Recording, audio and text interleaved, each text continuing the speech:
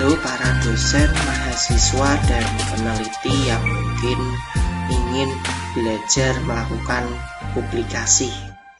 Di sini saya akan menjelaskan cara untuk mudah tembus Scopus. Apa sih Scopus itu? Scopus merupakan lembaga pengindeks seperti Google Scholar, Microsoft Academy, DOAJ, dan lain sebagainya. Perbedaannya, Scopus merupakan lembaga pengindeks yang digunakan untuk standar dalam tanda kutip reputasi ya, dan ini biasanya digunakan sebagai syarat lulus program doktoral. Dan untuk magister atau master itu, jika bisa tembus Scopus, ada reward tertentu yang mungkin memudahkan pada saat sidang atau mungkin ujian tesis. Nah, Scopus itu juga bisa jadi dianggap susah ya, dan Scopus juga merupakan bagian dari Elsevier. Di sini kadang orang masih banyak salah kaprah antara Elsevier dan Scopus. Elsevier itu sebetulnya adalah penerbit dan dia sebetulnya punya anak cabang. Di situ ada Scopus, ada ScienceDirect, dan lain sebagainya. Nah, Scopus itu adalah bagian dari Elsevier itu sendiri.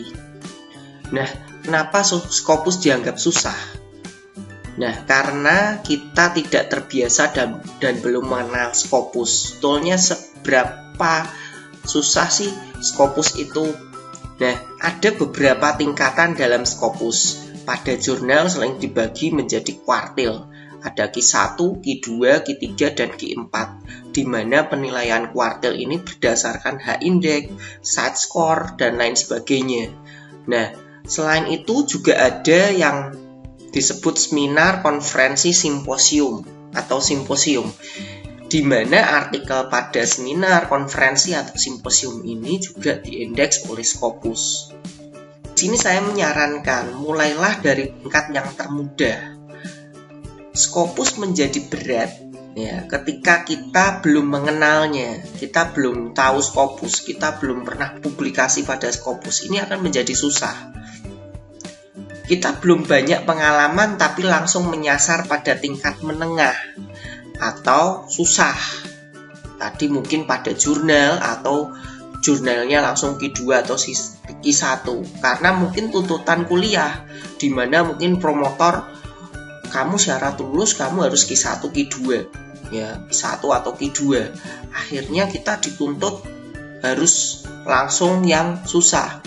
Selain itu tidak memiliki pembimbing atau orang yang berpengalaman mendampingi.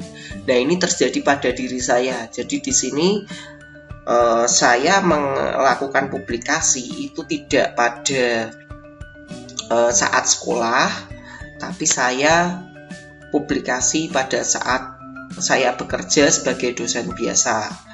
Saya tidak ada pembimbing, tidak ada orang yang mengarahkan, saya belajar secara otodidak. Tapi di situ saya banyak membaca dari artikel-artikel atau motivasi dari dosen atau orang lain yang sudah berpengalaman. Nah, keuntungannya karena saya tidak pada saat kuliah, saya tidak punya beban yang harus langsung Q2, harus langsung Q1, harus langsung jurnal. Tapi saya bisa mulai dari tingkat yang termudah, yaitu dari conference. Nah, di sini maka mulailah Scopus dari tingkat yang termudah. Tingkatan Scopus di sini, conference maupun jurnal itu ada beberapa tingkatannya. Itu bisa terbagi berdasarkan bidang atau disiplinnya. Nah, pertama ada multidisiplin atau multibidang. Contohnya di sini jika ada conference atau jurnal yang isinya ada ilmu komputer, kesehatan, dan teknik atau science. Ya, science secara umum.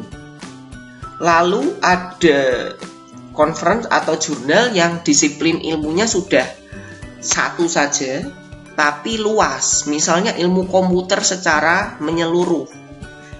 Dan berikutnya ada satu jurnal atau conference yang pada bidang tertentu atau disiplin tertentu, tapi pada satu topik yang lebih kecil. Misalnya conference untuk pengolahan citra digital. Nah, semakin ke bawah di sini akan semakin susah. Jadi multidisiplin ini akan lebih mudah.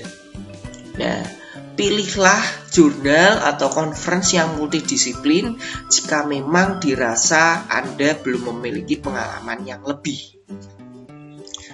Nah, next di sini tingkatan Scopus khusus pada jurnal. Tadi saya sudah sebutkan ada Q4, Q3, Q2, Q1.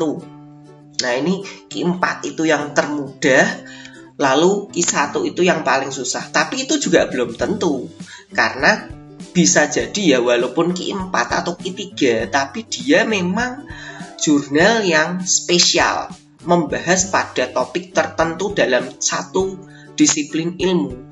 Belum tentu dia lebih mudah dibandingkan jurnal Q2 yang multidisiplin atau Q1 yang multidisiplin. Nah, jadi hati-hati di sini. Nah, ada juga di sini ada special issue atau mungkin disebut dengan thematic issue. Nah, ada juga versi yang kedua regular issue. Ya, yang standar itu regular, ada juga yang special issue.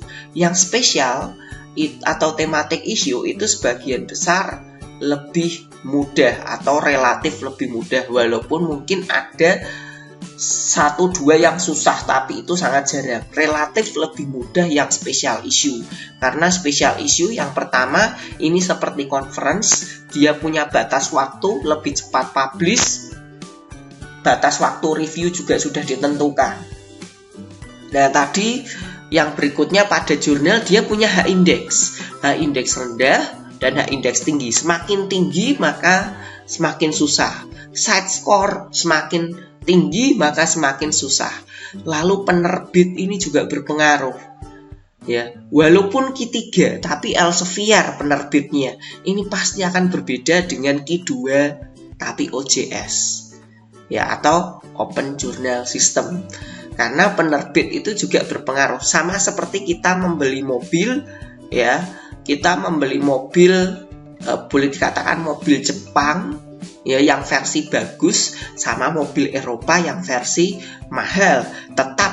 Kita tetap harus berpikir perawatan pada mobil Eropa yang versi mahal. Ini seperti penerbit terkenal, ya. Nah, berikutnya sini yang kita perlu perhatikan adalah event khusus. Ya, event khusus ini sangat berpengaruh dan ini relatif lebih mudah. Ketika ada call for paper, ya, event khusus call for paper, baik special issue maupun regular issue, ini mengindikasikan bahwa jurnal yang mengadakan call for paper itu kemungkinan kekurangan artikel, atau dalam tanda kutip dia butuh tambahan income, ya, tambahan income, sehingga bisa jadi proses reviewnya itu akan lebih mudah dan tidak terlalu ketat. Akhirnya apa? Akhirnya ini akan lebih mudah ditembus, ya, karena call for paper, special issue itu tingkatannya hampir seperti conference. Ya, kalau conference itu kan lebih mudah, relatif sangat mudah. Waktu reviewnya juga ditentukan. Ya, seandainya terlambat, tapi tetap tidak akan seperti jurnal yang kita tidak tahu dia reviewnya itu berapa lama. Walaupun jurnal-jurnal juga sudah menyatakan bahwa saya melakukan review dalam waktu sekian minggu, review sekian bulan, tapi ini tidak bisa ditentukan karena proses review bergantung pada reviewer. Kita juga perlu mengenali kemampuan Anda. Kemampuan Anda itu perlu dikenali. Ya, kenali kemampuan Anda. Jika Anda memiliki tim, kenali kemampuan tim Anda. Pertama, baca paper yang telah publish sebelumnya. Perkirakan sampai mana kemampuan Anda. Lalu pilih mana yang kira-kira sesuai. Jika Anda ragu dan takut untuk gagal, turunkan 1 atau 2 grade. Misal tadi ya, Anda melihat conference yang sudah satu bidang atau satu disiplin itu sekiranya penelitian saya itu bisa tembus. Tapi jika Anda ragu, Anda bisa masukkan ke conference ke multidisiplin. Itu yang paling mudah. Nah, jangan lupa lihat biaya publikasi dan perkiraan lama review khusus pada jurnal. Nah, perkiraan lama review sudah saya bahas pada video yang sebelumnya. Ya, di mana ada tips memilih jurnal yang terbaik untuk Scopus khususnya. Lalu, ya, dari sini dapat kita simpulkan, mulailah Scopus dari tingkat yang termudah jika takut gagal. Dan ini jika tidak ada tuntutan dari promotor ya, jika kita tidak sedang sekolah. Tapi kalau kita sedang sekolah, ada tuntutan harus lulus, harus publish, harus accepted minimal sekian. Nah, ini yang akan jadi susah. Mungkin seperti itu yang saya jelaskan.